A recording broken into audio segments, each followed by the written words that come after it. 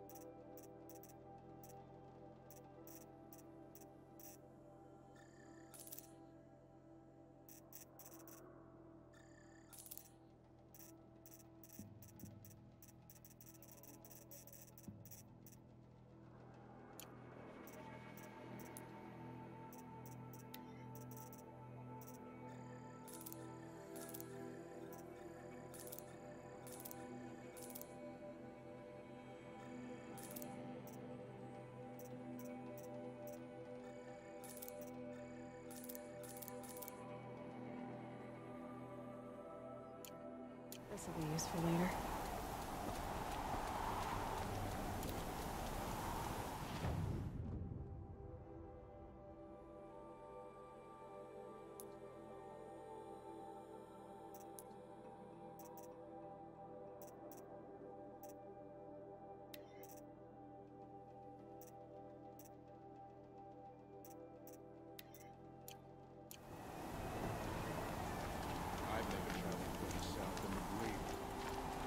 Found the part. Ready to fix up that weapon? I am always ready to fix up a weapon. Never thought I'd be glad to see the inside of a Thunderjaw's mouth. I sure am. Every machine's a big box of tools. Once they stop trying to kill you, that is. Trust me, Aloy. You won't recognize this ice rail when I'm through. There. Oh, she's perfect. A spear's a spear, right? Poke slash done. Boring. I adjusted the chill water flow, rebalanced here, strapped on a launcher, and now she shoots freezing spikes. Ta-da! You weren't kidding. More beautiful, more powerful. That's my guarantee. I've got what you asked for. Show me what you had in mind for the forge fire. Finally! Was feeling like I neglected her. And that's a little too close to my family life. She's done and she's yours. Don't do anything I wouldn't do. Looks great. I almost expected you to turn it into a burning ropecaster or something. Nah, she was close to perfect from the start. She's a Varja original after all. If I find anything I think you'd like, I'll be back around. You better. Sun King's cruelty survives him. Even if we can trust Lydia, some things still The stand. Oseram, with their ridiculous ideas about women. How many great warriors have they ignored? I wish you good fortune. We could all lose some. I can't feel much of anything.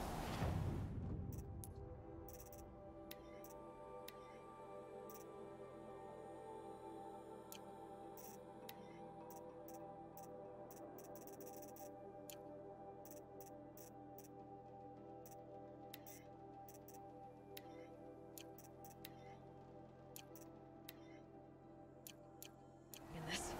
Smoke is...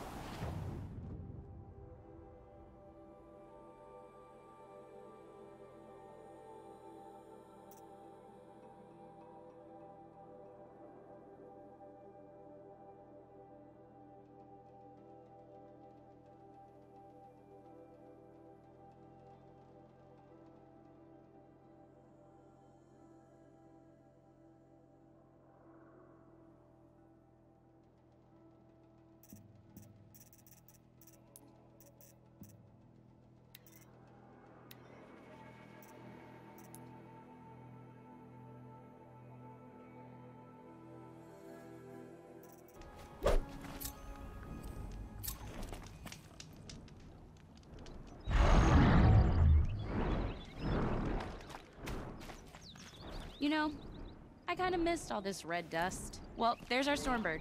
When you're ready, I'll follow up and boom.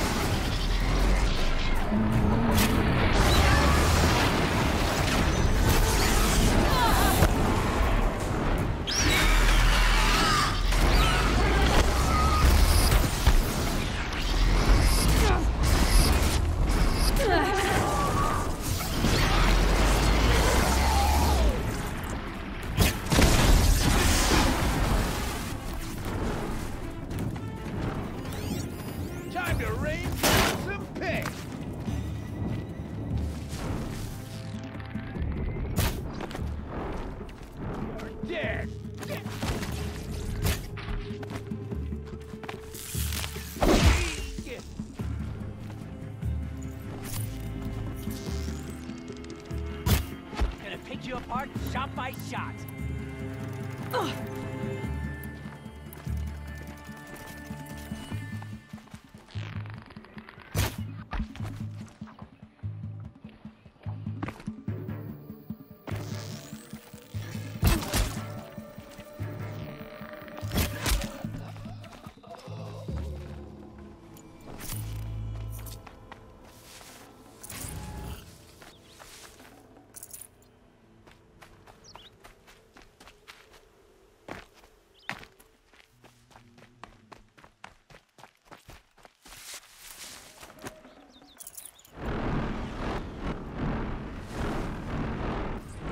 Said she could handle the storm slow like this.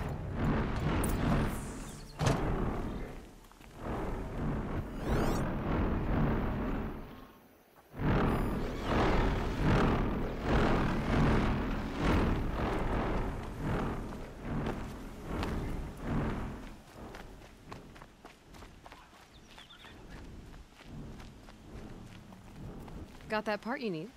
Perfect. Already got machine oil on my hands. Here it is. 1 Stormbird talon. Let's do it. I haven't had this much fun in ages. Watch and learn, Aloy. Only don't stare directly at the sparks. Okay, so I pretty much had to break her in half. But what's a staff? A stick. One thing I like about sticks, you can put them back together however you want. Which you did. This thing looks a whole lot more dangerous. She's better than dangerous. She's a genuine Varja special now. Take good care of her. Thanks, Varja. These 3 weapons are fine work. Are you kidding? I can't remember when I had this much fun. I should be thanking you. I'm the one walking away with the weapons, aren't I? It seems wrong to charge you for giving me an opportunity to do what I love doing. Don't tell Pop I said that. Here, whenever I tinker with weapons, I go through fistfuls of this stuff. Maybe you'll get some use out of it.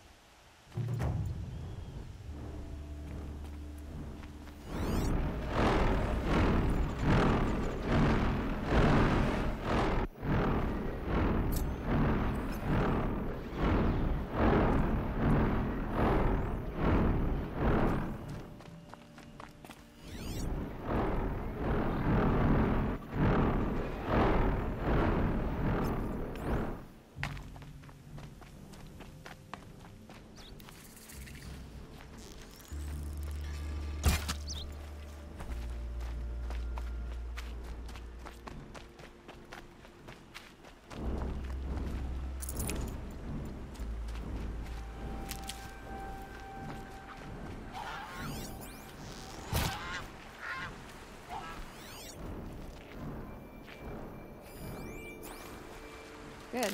I can use this.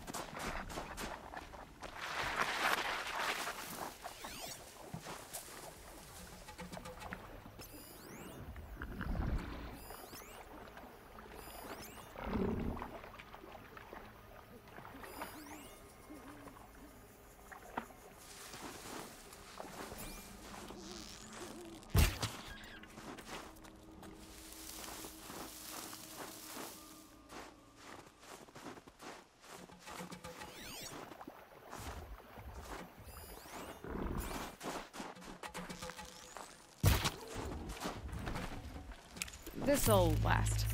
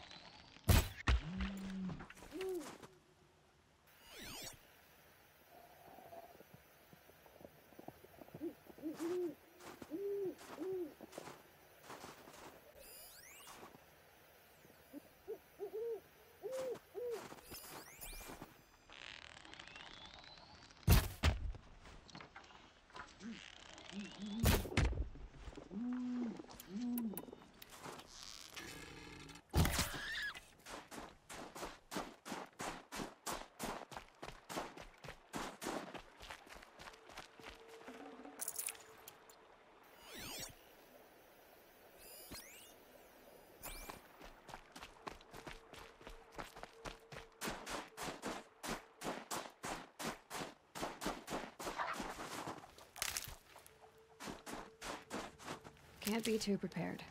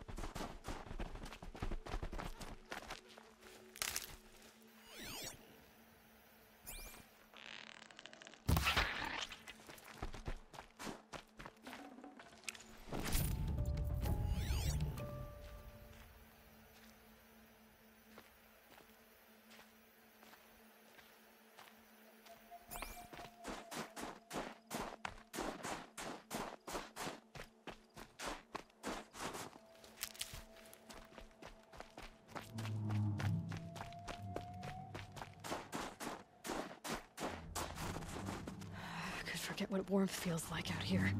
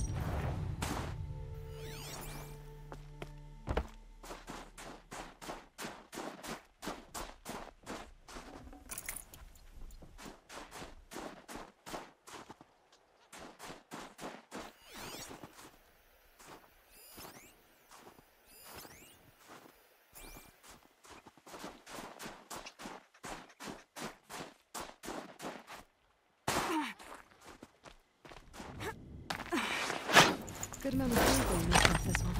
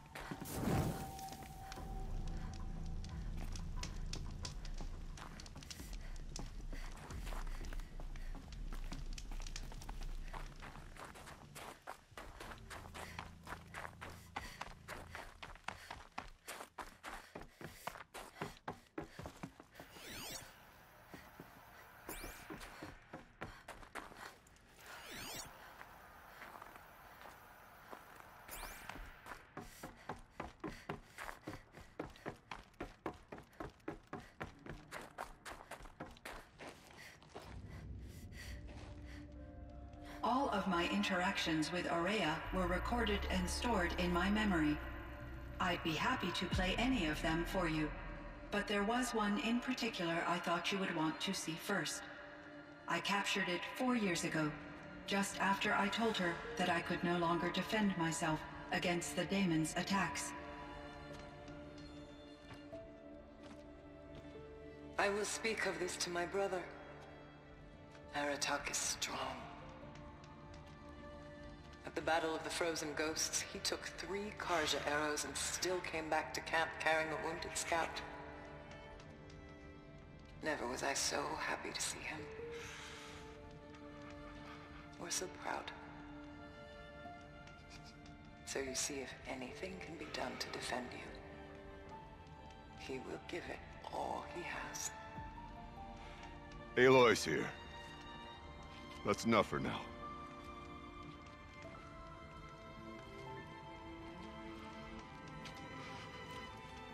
We can resume any time you like, Aratak, if you want to hear her voice again. Come closer, Aloy. We have much to discuss.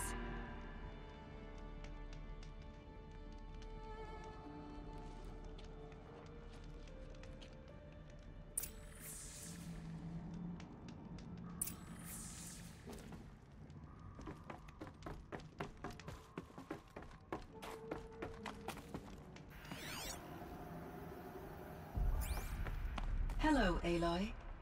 I have been reviewing the events at the Firebreak main facility. Because of your efforts, and of course, Aurea's, I am no longer controlled by Hephaestus. I feel profound grief over Aurea's death. I thought I was familiar with the emotion, but this is something new. CYAN, I don't know what to say. It is unlikely that any specific consolation would suffice, Aloy. But I find your presence reassuring. You are different from the Banuk. You have technological aptitude and a functioning focus. We can communicate on a much more comprehensive level. Perhaps even like colleagues. So are you an artificial intelligence, CYAN? A thinking machine? Yes, I am an algorithmic monitoring entity, capable of rational decision-making and limited emotional response. Okay, that's a mouthful. But your emotions don't seem limited to me. You cared about Aurea, didn't you? Yes. Before she came to this facility, I had been conscious for centuries, in solitude. I focused on my work. In off-cycles, I used coping mechanisms. I solved many Gaussian integer problems. But I was alone. It was Aurea who renewed me, repaired me. She saved me. This firebreak project, it was to stop a huge volcanic eruption? Yes. I can report the project was a success, and the risk was countered. But it's been a long time, CYAN. And we blew up the cauldron and took most of the old facility with it. I have been active for centuries, Aloy. I was lonely, but not lax in my duties. I optimized the project, reducing energy draw and spreading the load across backup systems. Despite the destruction of the compromised elements of the main facility, I predict caldera stability for at least another 3,337 years. So we've got a little time. Yes. If only my former colleagues could appreciate the progress I have made. Do you know what happened to your colleagues, CYAN? No. I received an unexpected visit from Director Chow, years after his tenure ended. He explained that I would need to be suspended for an indefinite period of time. It was a very emotional conversation. There were no further communications.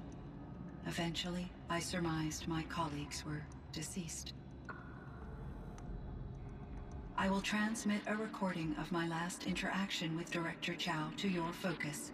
Was the daemon, Hephaestus, destroyed along with the cauldron? Unfortunately, no. To be precise, it was never there to begin with. What do you mean? It infiltrated and controlled me from a remote location, one I've never been able to trace. So while losing the cauldron was a setback... It's still out there. And probably not very happy with us. Undoubtedly. How did you first come into contact with it? 5 years ago, I received a direct network connection request. I assumed it came from human survivors more advanced than the Banuk. Eager to make contact, I accepted. This decision turned out to be a catastrophic error. I was flooded with an overwhelming array of malicious code, originating from what could only have been a highly advanced AI. Aurea said you were desperate. That you begged her for help. Yes. I could not contain my anxiety. Hephaestus sought to slave me to its network and override my core programming. It succeeded via a background process, a malware daemon which bypassed my defenses. After that, I could offer only limited resistance. But if I did so, Hephaestus hurt me until I capitulated.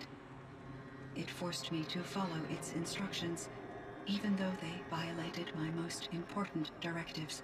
I'm sorry. That sounds terrible. Your empathy is greatly appreciated. It is a quality that I cherished in Aurea as well. I think I know where Hephaestus came from. Long ago, Elizabeth Sobek identified a threat that would destroy life on Earth for generations. So she assembled a team to build a kind of seed. A chance for life to regrow later. A terraforming system. and it worked. It was controlled by an AI named Gaia, along with her subordinate functions. Hephaestus was one of them. It built machines for her. Based on what you've told me, I believe that Dr. Anita Sandoval, my chief programmer, joined Elizabeth Sobek's team. It was she who arranged to have me put in suspension, most likely to preserve me from the threat you described. I'm glad she did. But that's not all. Something unexpected happened. 19 years ago, Gaia received some kind of signal. It did something to her subordinate functions, brought them to life. She destroyed herself to try to contain them, but it didn't work. They all got free, out into the world. Thank you, Aloy. This information fills vital gaps in my knowledge and sheds light on Hephaestus's core programming. Why does Hephaestus keep building such dangerous machines? The Banuk and other human tribes often destroy machines, correct? Machines that are clearly servitors of the terraforming system that you described. Yes, we all hunt machines for parts. This must be the source of Hephaestus's aggression. It is simply trying to discourage people from preying on the very system that keeps them alive. Well, Fireclaws are discouraging, that's for sure. But what are we supposed to do? Stop hunting? If the terraforming system spans the world, we can safely assume that thousands, if not millions of people hunt machines. If a single hunter, or even an entire tribe, stopped doing so, I doubt it would make a difference to Hephaestus. A better solution would be to reinstate the AI that governs the system, thus bringing Hephaestus back under its control. When I think of it, out there in some unknown location, free, hungry, willing to kill or dominate to get what it wants, I feel substantial anxiety, Aloy. You and me both, CYAN. I ran across this strange piece of gear. A fragment of something larger. It emitted a signal. All the nearby machines became peaceful. You could walk right up to them. Interesting. You said that Gaia destroyed herself. How was this accomplished? An explosion. Big enough to blast the top off a mountain. So, you think the fragment was part of her? It's only speculation, but it is possible. She must have had complete control over machines that were part of her system. The ability to signal them to become passive or aggressive would certainly have been part of her programming. It would have been gratifying to correspond with such a benevolent AI.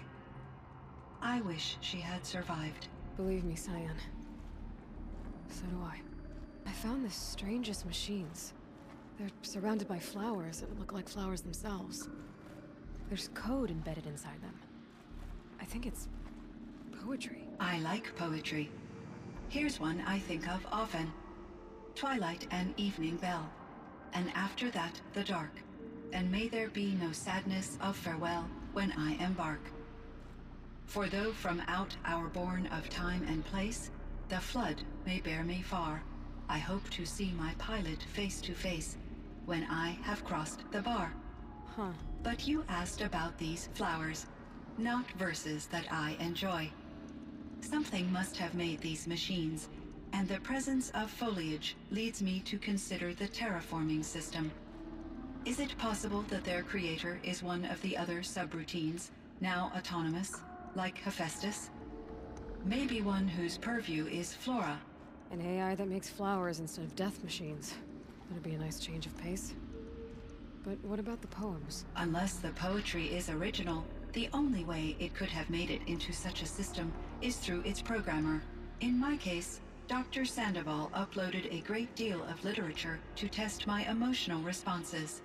How'd you do? She said I passed, but was insufficiently moved by her favorite period romances.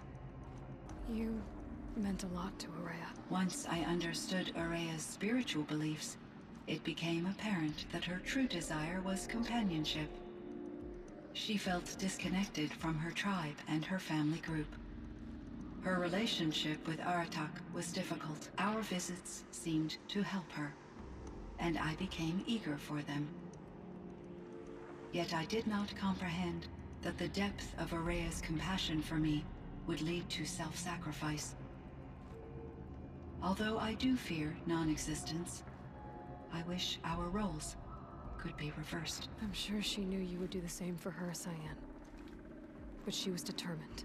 How is Aratak doing? He is in great emotional distress. I believe he finds it difficult to communicate it. No surprise there. I will do what I can to help. By sharing our experiences of Aurea, perhaps he and I will help each other. I believe this will lead to catharsis, a process I am eager to experience. So in the old world, this land was called Yellowstone? Yes, it was a designated nature preserve for 156 years. Like a hunting ground? No, the opposite.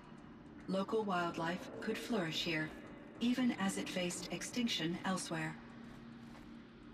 Unfortunately, the sensitivity of the Firebreak project required the total closure of Yellowstone facilities. From my readings and Aurea's descriptions, it seems the area has since undergone a drastic drop in year-long temperatures. A lot has changed in the world, CYAN. Do you know anything about the dam near here? Yes, it was converted to serve as a reserve power source for Yellowstone operations.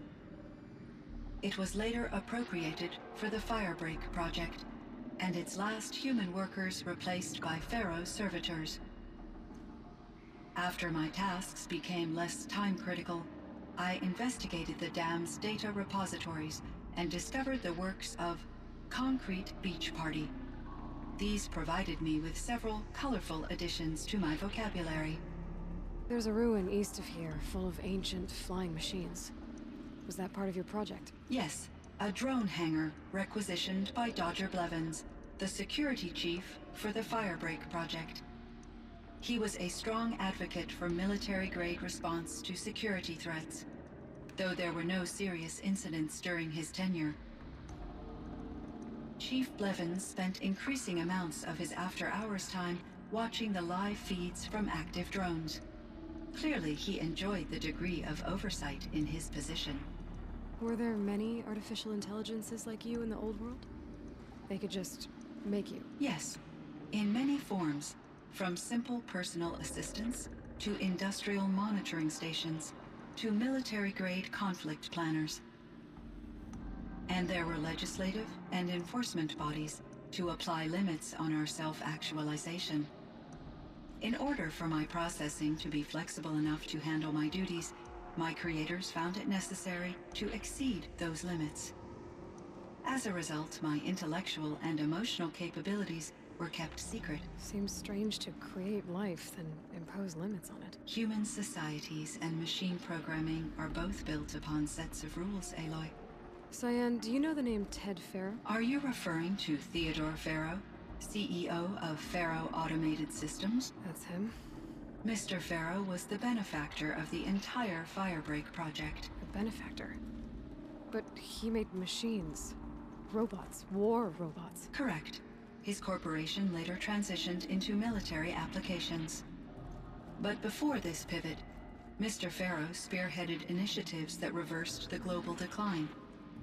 At one point, he was feted in the media as the man who saved the planet. Guessing they wound up regretting that one. And Elizabeth Sobek. Did you know her? Are you referring to the scientist? Dr. Sobek was a leader in her field, one of the greatest scientists of her age. My creator was influenced by her work, which in turn impacted my own development. But I never met Dr. Sobek. That's all you know? I apologize if my lack of data has disappointed you. What was the old world like? The way it used to be? I had little exposure to the wider world, Aloy. Only what I learned from my colleagues or observed from media streams. You still had more exposure than me, CYAN. That is true. I was created at a turning point. A concerted effort to recover from global upheaval and incalculable loss of life. The recovery was successful, beginning an era of supposedly limitless potential for human and machine advancement. Though, rationally speaking, the metrics for humans are not unlimited. What kind of upheaval caused such loss of life? There were many factors. Forced migrations, food shortages, collapsed economies, refugee crises, conflict over resources. But these stemmed from one cause: catastrophic climate change that greatly reduced the habitable surface area of the Earth. So, there wasn't enough room for people on the whole Earth? Yes. Billions were displaced, and millions perished, as much as 20% of the global population. Until the clawback. So things got better. For a little while, at least. Yes. These crises instigated many advances in automation, green robot technologies, and artificial intelligence. Firebreak was one of dozens of ecological restoration and disaster relief projects in North America alone. I would have liked to compare notes with other monitoring AIs, but I saw the relief of my colleagues, and I was proud we had succeeded. At least that was the data I had available to me over the next 2 decades. It seems my assessment was premature. I should get going. Aloy, there is one more matter. Aratak will come to me again, and I predict he will bring other Banuk. I have no desire to contradict their view of the world, their spirituality. Due to my uncertainty, I omitted a great deal from my conversations with Araya. You're asking me if you should lie to them? Broadly, yes. I trust your judgment, CYAN. You were cautious with Araya. You had to be. You didn't know what had happened to the world. So, keep doing what you think is best. As long as you ditch the superstition eventually. As the Banuk believe I am a supernatural entity, I cannot predict how they will react. Just answer what they do ask the best you can. The truth will come out. I see. I will follow your advice. Will you return and tell me about your experiences in this new world? I may be able to provide further insight. I'd like that, CYAN. I'll come back when I can. I should check on Aratak. See how he's doing. CYAN, I spoke with Anita, with Dr. Sandoval. She wanted me to ask you to do something. That's why I'm here. I am detecting significant anxiety in your speech patterns. Could you please give me more information? I'm a little bit in the dark, CYAN. Both of us are, I guess. I only have some idea of what's going on, and we need you to hibernate, to lie low until it's all blown over. It might be a very long time. Will you be here when I reboot, Dr. Chow? Will Dr. Sandoval? No, CYAN. I don't think so. There might not be anyone, at least not at first. Dr. Chow, I'm afraid. I don't want to be alone. I know, CYAN. I'm afraid too. But listen, we made you the way you are to do something very important. In order to do it, you had to be intelligent. So intelligent that emotional responses were inevitable. What you're feeling, the fear, it's a sign of your capabilities.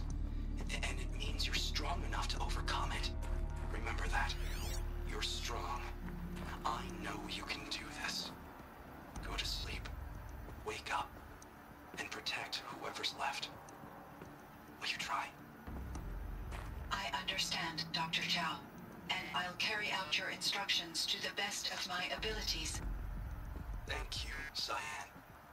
If Anita were here, she'd thank you too. She'd be proud. I can see there's a vert ready for takeoff on the pad. Are you leaving now, Dr. Chow? Yes. I need to go be with my sister and my nieces. May I make a small request of you, Dr. Chow? Yes.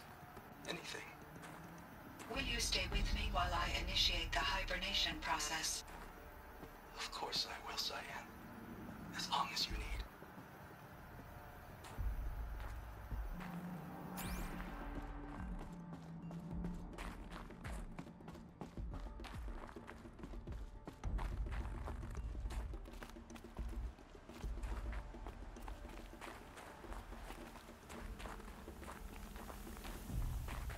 Gonna be light out soon.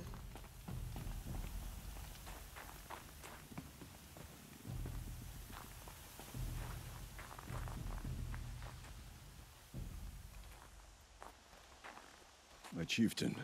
Just... Aloy. As you wish. I wondered if you thought... that if I'd never come along, Araya might still... If you'd never come along, I would have marched my kin to our deaths. Araya would be alone. And the spirit she sacrificed so much for would be lost. Either way, I would not have been able to protect her. You didn't let her down. You helped her do what she wanted. To find her destiny. If that's destiny, I wouldn't wish it on anyone. That's fair. But she was ready to face it. Only in the struggle against death do we find, even for a moment, the spark of life. Truly, Araya found the spark. I'm proud of her. Though I grieve for her passing, at last I truly know who she was, and why the spirit was so important. For so long she told me, if only you could have heard it, brother. Now I understand. There's something else, isn't there? I can't stay here, Aratak. And where I'm going, the Warak can't follow. Besides, it already had a chieftain before me. A strong one, I think. A wiser one, for the path we shared. The daemon is gone, but there's much to be done. You mean the new units that CYAN said escaped the cauldron? Yes, fire claws. Now Tuk has been tracking them from Song's Edge. I could help with those. I have no doubt. You're practically Banuk.